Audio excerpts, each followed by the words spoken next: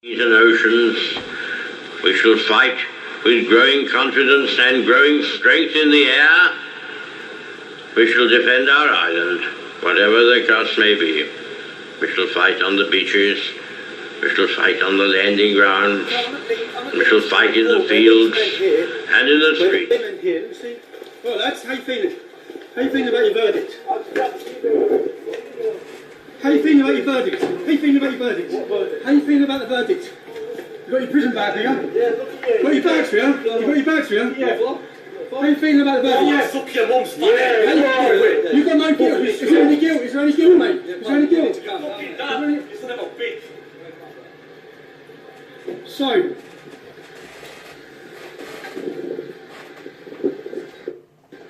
as you can see there, doesn't seem like much guilt.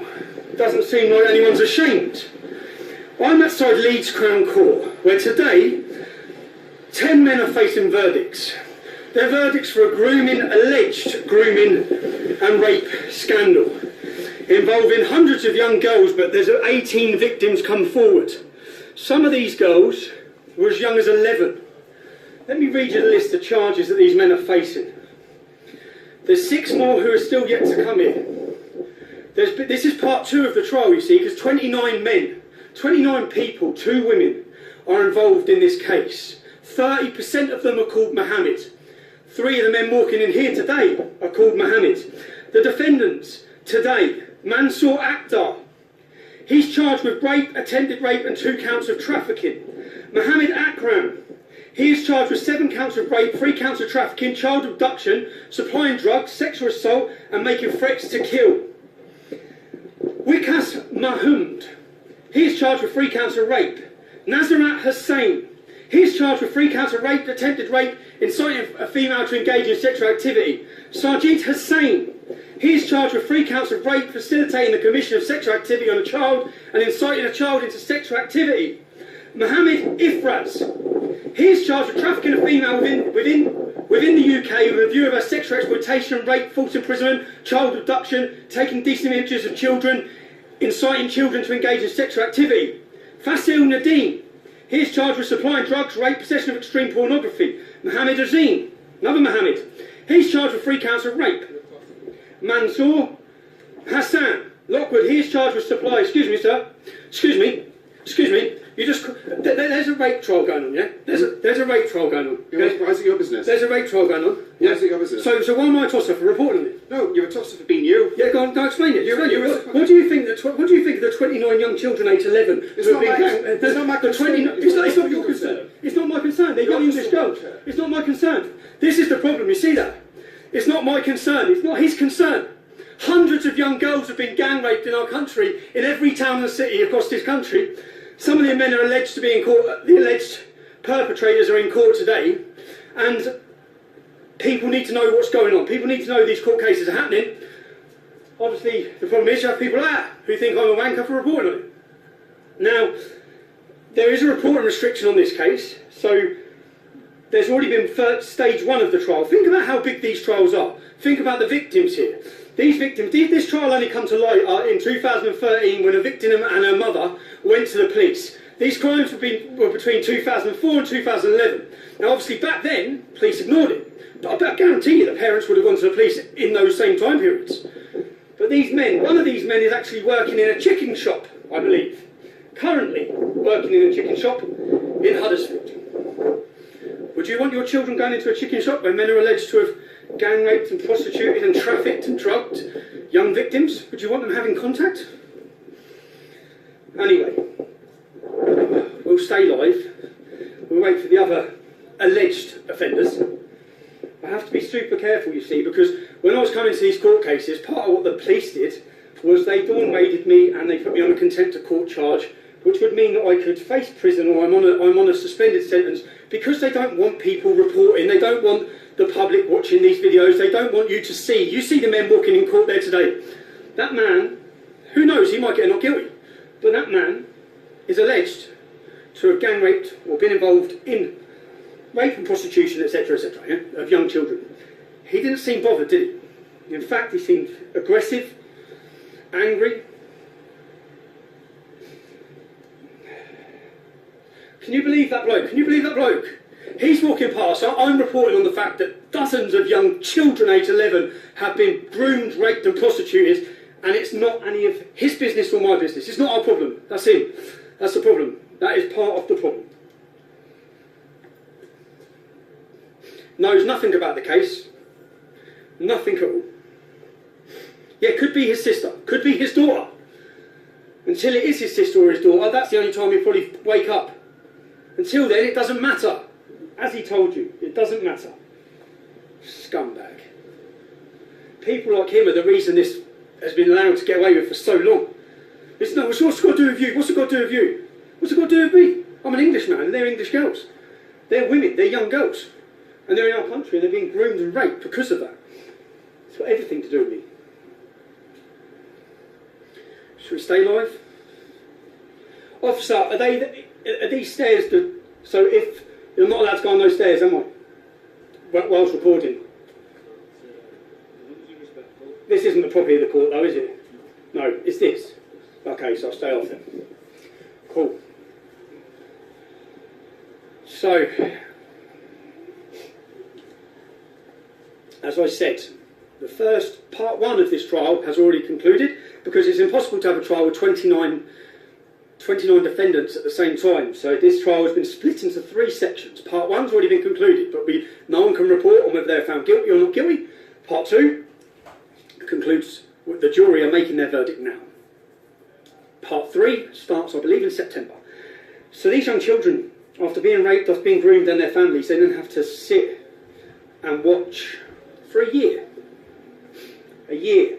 And the cost, think about the cost, think about why they let these grooming scandals, why they ignored them. Do you know how much of a case it is to bring 29 men on a conspiracy charge and these sort of charges? Massive.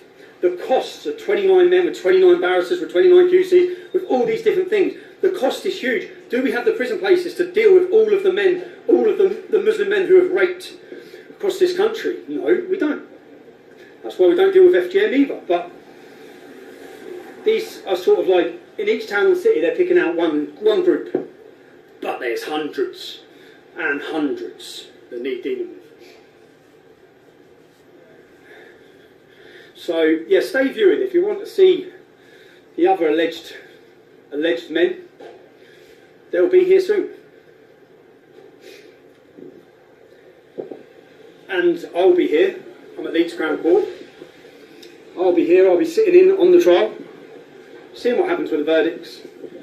Unfortunately, I won't be able to report the verdicts, from what I understand. But I'll keep the footage, etc., to do a report. I'm also travelling to another city in the north of England tonight to spend time with campaigners who are trying to deal with this sexual exploitation and grooming. If you call it grooming, it's more, I refer to it as these scandals. Hold on. But they had their ice cream up north, isn't it? Sunny in Luton.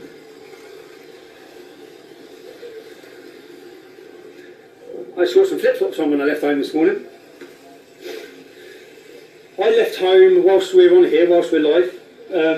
I will be travelling from this city to another city. I will spending time with groups, doing interviews, highlighting and showing people what's happening in towns and cities with regards to grooming gangs or rape jihad gangs across the north of England, across our whole country. I wouldn't be able to do any of that if it wasn't for the people who sign up to support me at TommyRobinson.online. So if you're one of those people and you're watching videos and you're seeing these news stories get highlighted or things the media are ignoring, then the only way I'm able to do that is through your support. I have George and Kaylin, 2 of my team, with me today. Kaylin's been sitting since 5 o'clock this morning when we left, editing a video that will go up today, which is an interview with the leader of the joint leader of Generation Identity. And I met him because the newspapers this week, I read headlines that said Heil Hipster. Heil Hipster, like Heil Hitler.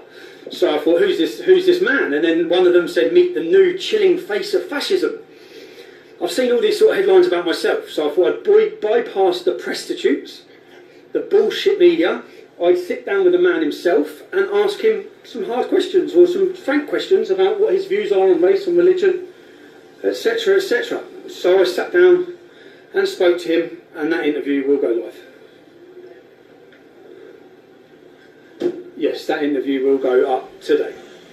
And I think it's important to give you the other side of the story, and rather than you base your opinion of somebody on what the media tell you about them, surely the media should have sat down with him and asked him the questions that I've asked him.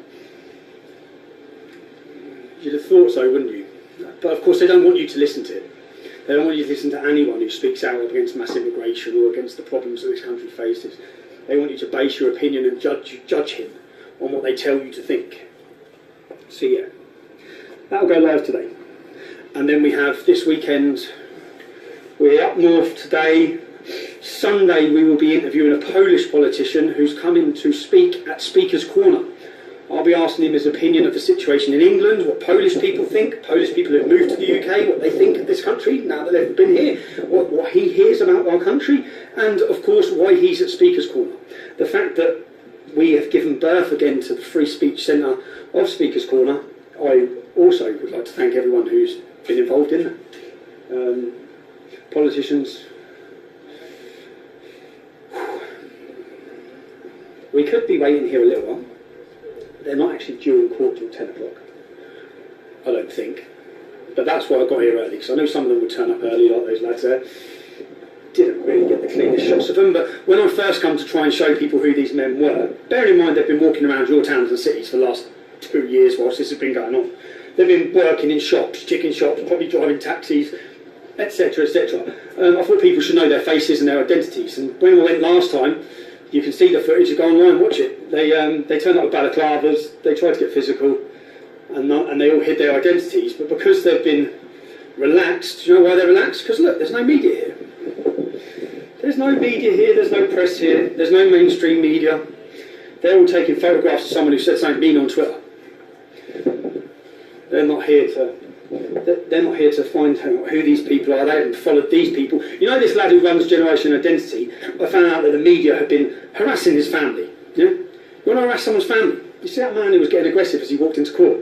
The man who faces charges of child abduction, rape, prostitution. Harass him. Find him. Go knock on his door. Follow him. See where he works. See what he's doing. You want to stick pictures online and call people and slander people? How about you do it about them? Instead of doing it about someone speaking about them. Who knocks? That's what I said as well. Like, he doesn't even live with his parents. The young leader, he's 23 years old, doesn't even live with his parents. And do you know what? I get quite frustrated about it, because I know all the same things have happened to me. So I know what he's facing. Hello, mate. I don't agree with the stuff you say. I watch your stuff and that. No, thanks, man. Amazing, mate. Thank you very much. Cheers, man. Thank you. So yeah, I get quite angry because I just think his family are innocent, and they plastered the family's names all online. Why would you do that? They do that so that it causes. It's all disruption tactics. It's disruption tactics, and it's to disrupt your life and cause you maximum problems. So, for example, in the early years of my activism, I had my mum sitting down crying, begging me to stop. As I'm sure that young lad who I interviewed just yesterday or the day before, I'm sure his family have done the same now. And that's what they want them to do, which is why they've done it, which is why they highlight who they are, which is why they highlight where he worked, because he just lost his job. All of these things play a major part. It's all part of the operation from the far left to silence and stop people. A few more officers have turned up.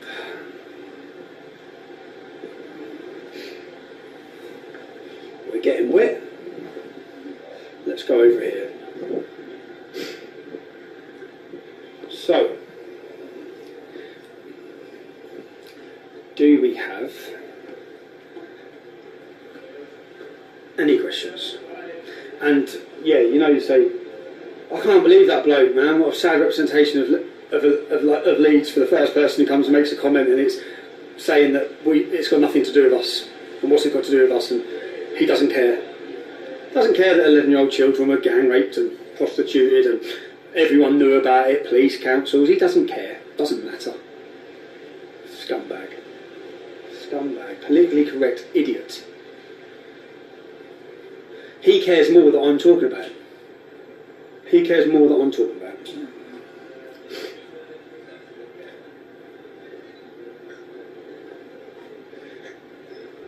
Hi guys. Hello. We're live. There are 3,600 people standing. 3.6, very good. Hello. Fantastic. Very nice. Very nice. And do you miss them as they come into port? So, yeah, I've just seen that. Yeah, just don't get them. The difference is that most of these trials, which is the reason I come here today, not really about the perpetrators or the alleged perpetrators, more so about their families, because at each one of these trials usually, loads of their families usually come to support them. And then when they're convicted, the families shout about the young girls being slags. You know, 11-year-old slags. They'd be children. But of course, under Islamic ideology, they're not children, they're women. As soon as they start their periods. So they see it as their own fault, and it's our fault that they're on the streets and they shouldn't have been out late at night, and all of these things that are our fault. It's got nothing to do with the men abusing them, or you hear certain politicians, I've seen certain politicians turn around and say that this happens because of opportunity. So the reason it's all taxi drivers is because of opportunity. Okay, well, don't all the non-Muslim taxi drivers have the same opportunity? But they don't do it, do they? In mass scale, like this. So it's obviously not to do with opportunity. There's obviously another reason. There must be some sort of connection as to why 30% of the alleged perpetrators of these crimes in this one trial are named Mohammed. There must be.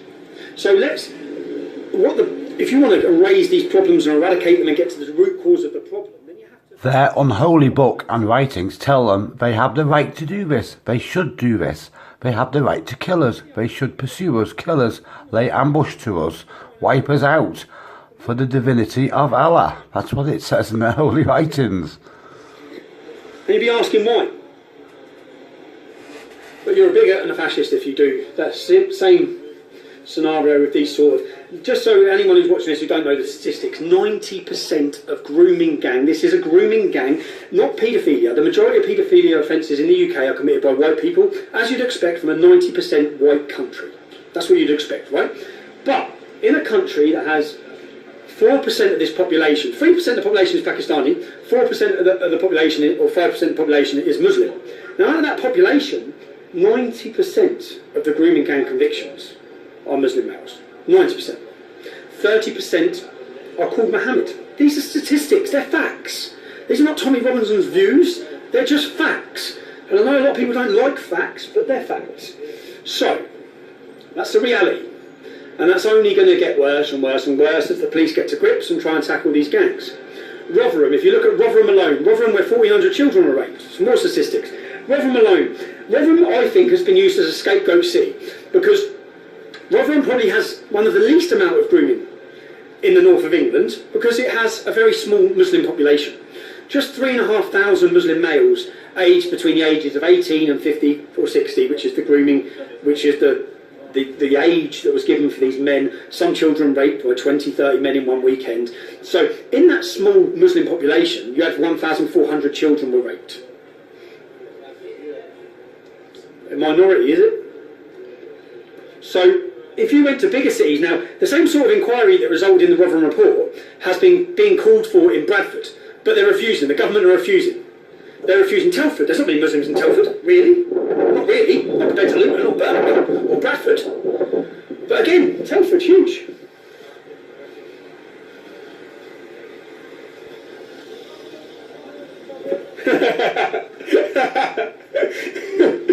That's some Muslim lads who are just saying, it's not us, it's not us.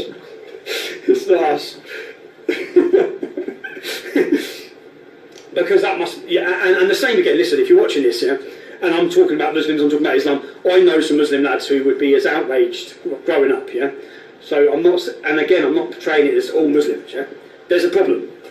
The majority of grooming offences are Muslim. The reason and justification given for it can be found in the Quran. All of these things play a role, I think, in these sort of cases. So I talk about it. But to think that every Muslim, or I know some Muslim lads who would want to do to them the same as what every other man would want to do to them. So, yeah, and I meet, on my day-to-day, I meet hostile Muslims, but I also meet a lot of decent Muslims who have a sound chat with me, who say how frustrated they are with what's happening. But most of them, you find, don't follow the doctrine or the scripture of Islam. If they did, then It wouldn't be as... So yeah, my problem, again, just to clear the record, my problem's with Islam, with the teachings. It's not with individual people. In fact, Winston Churchill said individual Muslims can show amazing traits, but it's Islam that will bring them backwards.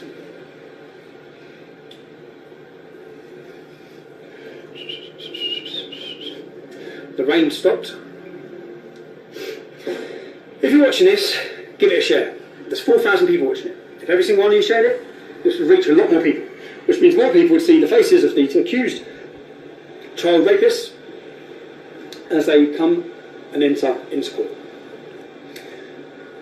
Now, I'm walking a thin line because basically the police put me on this. I'm on a suspended prison sentence, which was supposed to be to prevent me or deter me from reporting on these sort of cases. I think that it's important that people understand just what's going on. When this case was on the other day, there was a couple of Muslim lads in here for terrorism. And guess what? They all went and sat together, of course, and shook hands and had a friendly chat. And you saw, which I've seen at every case. You know, when I've been to the cases at each court and I've been into the court, if there was 10 alleged white paedophiles or non-Muslim paedophiles, and they were sat there, would the non-Muslims in that court be going up, shaking their hands and talking to them? Would they? No, they wouldn't. But the opposite plays a part in this court, in these sort of cases. How you doing, all right? I'm not bad, thank you. That, I'd say, I guess there's there. I guess that's their solicitor. And what you also find in most of these cases, in fact all of them, that the Muslims who are facing charges use Muslim lawyers every time. In fact, on this actual case, when I first turned up at Huddersfield Magistrates Court, you may remember, if you watch the videos, the Muslim lawyer, the female Muslim lawyer, come out and said, just go away, go away. She started getting very angry with me as well. And she said, what is it to do with you? She said, so what? I said, they've been raping children. They're alleged to have raped children. She said, so what? So what? So what? Well, of course, so what? Because they're not Muslim children, are they? Is he? Of course you can. No, I don't want to put them. You don't feel that. Go on. I have a sample. How can I have a sample? Go on. No, it's not. It's facing that way. Look. Go on, there you go.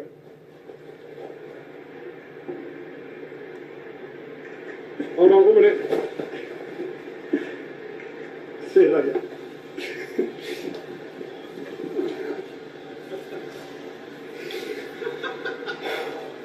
We love that. This is really cute.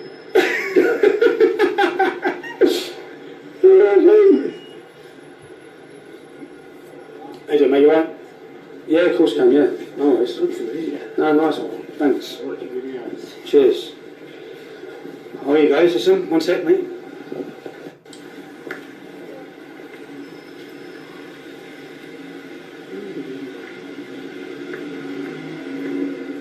No, it's not. Yeah, go on it. Yeah, I am.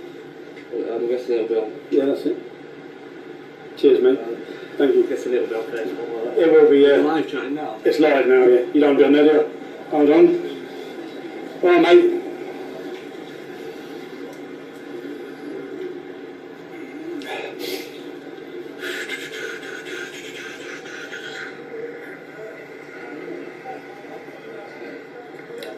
They're in at 10. What's the time, lads?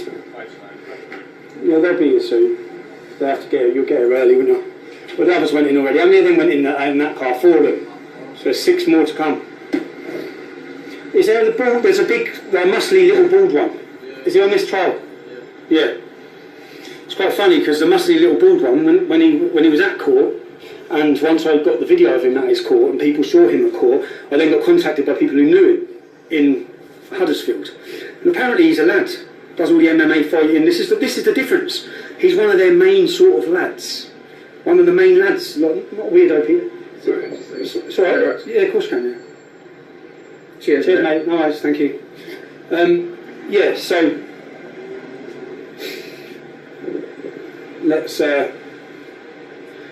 let's keep sharing.